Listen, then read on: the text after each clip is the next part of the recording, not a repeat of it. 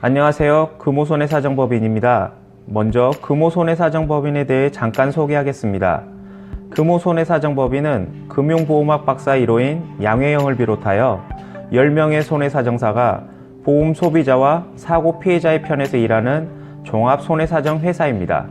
오늘은 민법 상속법규 중 일명 최진실법에 대해서 알아보도록 하겠습니다. 먼저 문제를 하나 풀어보시죠. 호랑이는 죽어서 가죽을 남기고 사람은 죽어서 가로를 남긴다. 가로 안에 들어갈 가장 알맞은 말은 무엇일까요?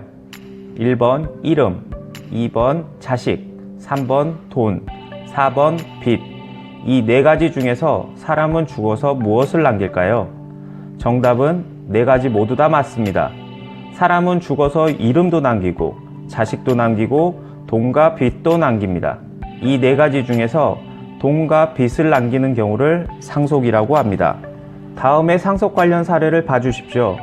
홍길동은 B와 결혼하여 3살 된 C를 두고 이혼하였습니다. 이혼 당시 C의 친권은 아버지인 홍길동이 행사하는 것으로 하였습니다. C는 홍길동의 모인 D가 키우고 있는 상황입니다. 어느 날 불행하게도 홍길동이 교통사고를 당하여 사망하였는데 홍길동의 재산이 100억이었다고 가정하면 이 100억이나 되는 재산은 누구에게 상속되게 될까요? 홍길동의 돈 100억이 누구에게 상속되는가를 알아보기 위해서는 먼저 법정 상속 순위에 대해서 알아봐야 합니다. 민법 천조에 따른 법정 상속의 순위는 직계 비속, 직계 존속, 형제자매, 사촌인의 반계열족 순이며 배우자는 직계 비속이나 직계 존속과 공동으로 상속하게 됩니다. 동순위자가 여러 명인 경우 최근친이 상속합니다. 여기서 비속은 나를 중심으로 아래로 자녀와 손자녀, 증손자녀, 고손자녀를 말하고 존속은 위로 부모와 조부모, 증조부모, 고조부모를 말합니다. 반계는 옆으로 가는 것인데 자기의 형제자매, 형제자매의 직계 비속, 즉 조카, 직계 존속의 형제자매, 즉 작은아버지, 큰아버지 등을 말합니다. 아들과 손자가 있으면 아들은 1촌이고 손자는 2촌이므로 같은 직계비속이어도 아들이 상속하고 손자는 제외됩니다.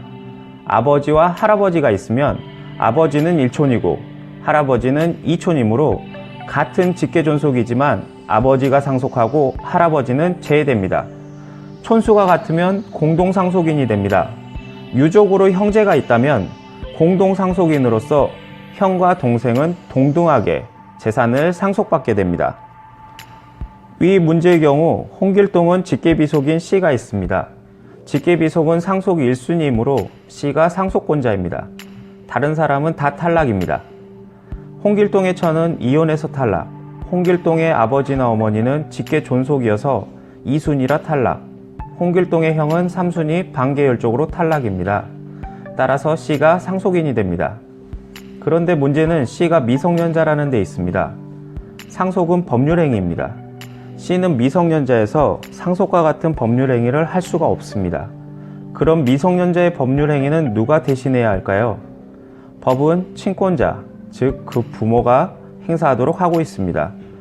미성년자의 법정 대리인은 친권자이고 친권은 부모가 공동 행사하는 것이 원칙입니다. 친권은 부모가 공동 행사하므로 부부가 잘 살고 있을 때는 문제가 없습니다. 이혼했을 때가 문제가 됩니다. 이혼한 경우 이혼 당시 친권은 부와 모 중 누가 가질 것인지 정하는 것이 일반적입니다. 위 사례의 경우 이혼으로 인하여 미성년자인 C의 친권은 홍길동이 가지고 있었습니다.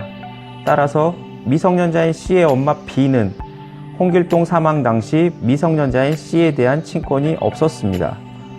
친권자의 지정에 관한 법률인 민법 제909조 2가 개정되기 이전에는 위와 같은 사례의 경우 친권이 자동으로 복권되어 엄마 B가 친권을 행사하도록 하고 있었습니다.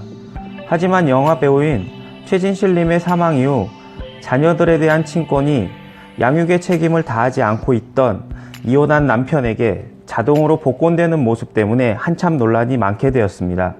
이를 계기로 민법 제909조 2가 개정되게 되었고 일명 최진실법으로 불리게 되었습니다. 민법 제909조 2를 보시면 굉장히 복잡합니다. 핵심은 가정법원이 미성년자의 복리를 생각해서 판결한 사람이 친권을 행사하게 된다는 것입니다. 즉, 판사가 미성년 자녀의 복리를 위하여 필요하다고 인정하면 그 권리를 엄마 B가 아닌 할머니 D에게 주어 행사할 수 있도록 한다는 것입니다. 이는 교통사고 등의 불의의 사고로 상속이 이루어지는 경우에 부모로서 책임을 다하지 못한 일방에 대해서 미성년 자녀의 재산권 보호 등에 있어서 굉장히 중요한 의미를 가진다고 할 수 있습니다.